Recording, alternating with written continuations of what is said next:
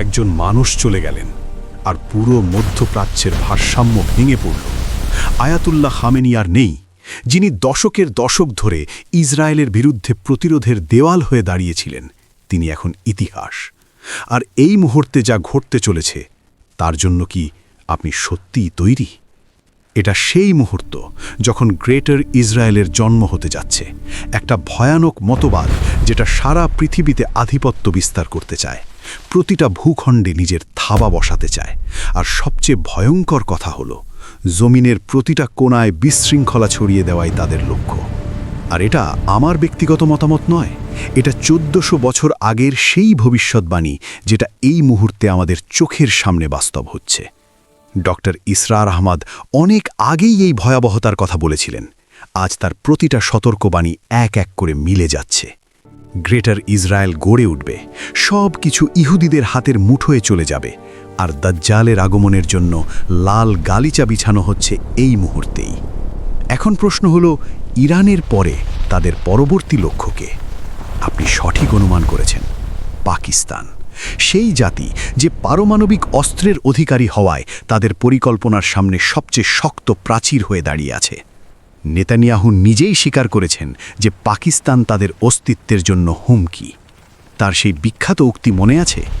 প্রথমটার নাম ইরান, দ্বিতীয়টার নাম পাকিস্তান।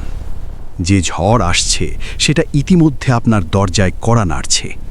আপনি কি প্রস্তুত? তবে এই পুরো গল্প গতকাল শুরু হয়নি। এই ভয়াবহ ষড়যন্ত্রের মূল প্রতীত হয়েছে কয়েক শতাব্দী গভীরে। গ্রেটার ইসরায়েলের স্বপ্নটা আসলে কখন দেখা হয়েছিল? কারা সেই ব্যক্তি যারা মানচিত্রের ওপর এমন রেখা টেনেছিল যা আজ গোটা অঞ্চলকে আগুনে পুড়িয়ে দিচ্ছে? এই মতবাদের আসল চেহারা বুঝতে হলে আমাদের সময়ের স্রোতে পেছনে ফিরতে হবে, সেই সব নথি আর ঘোষণার কাছে যেগুলো সীমানাহীন প্রকল্পের বুনিয়াদ গড়ে তুলেছিল। আর হ্যাঁ, এটা বোঝার জন্য কোনো ষড়যন্ত্র তত্ত্বের দরকার নেই, দরকার শুধু ইতিহাস আর মানচিত্র। বাস্তবতা একটাই, ইসরায়েল এই গ্রহের একমাত্র রাষ্ট্র যে আজ পর্যন্ত নিজের সীমানা চূড়ান্তভাবে ঘোষণা করেনি। পৃথিবীর বাকি সব দেশ মানচিত্রে তাদের সার্বভৌম সীমা নির্দিষ্ট করে রাখে, কিন্তু ইসরায়েল, তারা সচেতনভাবে এই সীমানা অনির্ধারিত রেখে দিয়েছে। মিশর আর জর্ডানের সাথে শান্তি চুক্তি হয়েছে ঠিকই, কিন্তু লেবানন, সিরিয়া, গাজা আর পশ্চিম তীরের সাথে, সেখানে সীমান্ত আজও অস্পষ্ট। এটা কোনো দুর্ঘটনা নয়, এই সীমানাবিহীর প্রকল্পের ভিত গাঁথা হয়েছিল 1800 সালের দিকে। আধুনিক জায়ানবালের জনক থিওডর হার্টসেলের কল্পনা ছিল যে এই রাষ্ট্র ইরাকের ইউফ্রেটিস নদী থেকে শুরু করে মিশরের নীল নদ পর্যন্ত বিস্তৃত হবে। পরবর্তীতে জেফ জাবোটিনস্কি সেই কল্পনাকে আরও প্রসারিত করেন। তিনি জর্ডান নদীর উভয় পাড়ে দখল প্রতিষ্ঠার দাবি তোলেন। 1947 সালে যখন জাতিসংঘ ভূমি বিভাজনের প্রস্তাব রাখল, তখন ইসরায়েলের প্রথম প্রধানমন্ত্রী ডেভিড বেন গুরিয়ন সেটাকে কেবল সূচনা হিসেবে মেনে নিলেন। তার কৌশল ছিল স্ফটিকের মতো পরিষ্কার। শুরুতে যেটুকু জমি পাওয়া যায় নিয়ে নাও, এরপর সেনাবাহিনী শক্তিশালী করো, আর তারপর বাকি ভূমি শক্তি প্রয়োগে ছিনিয়ে নাও। 1947-এর নাকবা আর 1968 সালের 6 দিনের যুদ্ধ, ঠিক এই নীল নকশারি বাস্তবায়ন। আজও সেই শতাব্দী পুরনো স্বপ্নের প্রতিফলন দেখা যায় পশ্চিম তীরের অবৈধ বসতিগুলোতে। কিন্তু আসল প্রশ্নটা এখানে, যদি এই ধারাবাহিকতা এভাবেই অব্যাহত থাকে, তাহলে শেষটা কোথায়? কারণ আজকের ইসরায়েলের নতুন মানচিত্র আর নতুন নেতৃত্বের কথাবার্তা সমগ্র অঞ্চল, বিশেষ করে পাকিস্তানের জন্য ভয়ঙ্কর সংকেত দিচ্ছে। এখানে এসে একটা বিষয় স্পষ্ট হয়ে যায়, গ্রেটার ইসরায়েলের পরিকল্পনা কেবল মধ্যপ্রাচ্যেই আটকে থাকবে না। এতদিন এই সম্প্রসারণের পথে সবচেয়ে মজবুত দেওয়াল ছিল ইরান। এখন যদি ইরানের নেতৃত্ব দুর্বল হয়ে পড়ে, তাহলে সেখানে বিশাল ক্ষমতার শূন্যতা তৈরি হবে। আর সেই শূন্যতা পূরণ করতে একটা পুরনো মুখকে মঞ্চে আনার ছক আঁকা হচ্ছে। রেজা পাহলাভি, তিনি দাবি করছেন যে তিনি কেবল সাময়িক নেতৃত্ব দিতে আসবেন, উদ্দেশ্য ইরানে গণতন্ত্র পুনরুদ্ধার। কিন্তু ইতিহাস তো আমাদের ভিন্ন পাঠ শেখায়। যখনই বাইরের শক্তির মদদে কোনো তথাকথিত ত্রাণকর্তাকে আনা হয়েছে, সে আসলে হয়ে উঠেছে একটা ট্রোজান হর্স।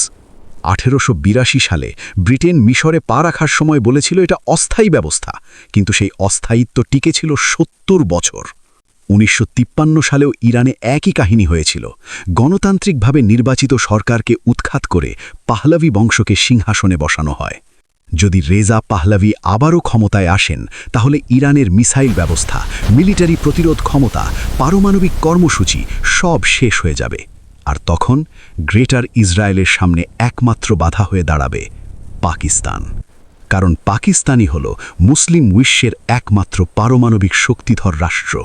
ইসরায়েলের দৃষ্টিতে এটা শুধু পাকিস্তানের বোমা নয়, এটা ইসলামের বোমা। 1980-র কথা জানেন? সেই বছর ইসরায়েল ভারতের কাছে প্রস্তাব ছুটিয়েছিল যে পাকিস্তানের কাহুটা পারমাণবিক স্থাপনে যৌথ হামলা চালানোর। আজ সেই পুরনো শত্রুতা নতুন রূপ ধারণ করেছে।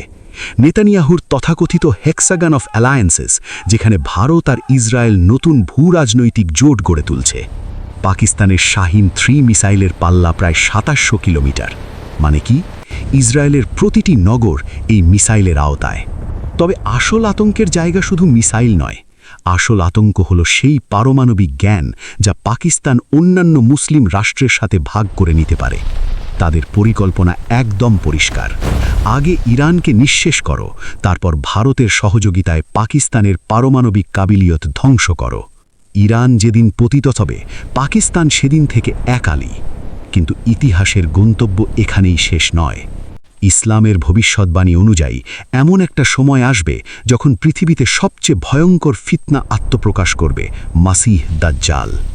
ডক্টর ইসরার আহমদের বিশ্লেষণ অনুযায়ী গ্রেটার ইসরায়েলের এই পুরো প্রকল্প আসলে সেই মহা বিপর্যয়ের প্রস্তুতি মাত্র। কিন্তু চূড়ান্ত পরিণতি ভিন্ন। যখন গ্রেটার ইসরায়েল তার ক্ষমতার শীর্ষে পৌঁছাবে, ঠিক তখনই ইমাম মাহাদির আবির্ভাব ঘটবে। এরপর হজরত ঈসা আলাইহিস সালাম আকাশ থেকে নেমে আসবেন। তিনি দাজ্জালকে চিরতরে পরাজিত করবেন। আর সেদিন গ্রেটার ইসরায়েল নিজেই নিজের কবরস্থান হয়ে যাবে। ডক্টর ইসরার আহমদের সেই অমর উক্তি মনে পড়ে? গ্রেটার ইসরায়েল একদিন গ্রেটার কবরস্থানে রূপান্তরিত হবে। আর তখনই সংঘটিত হবে মানব সভ্যতার সবচেয়ে বিশাল সংঘর্ষ, আর্মাগেডন, আল মালহামা আল কুবরা। সেখানেই ইতিহাস তার গতিপথ বদলে ফেলবে।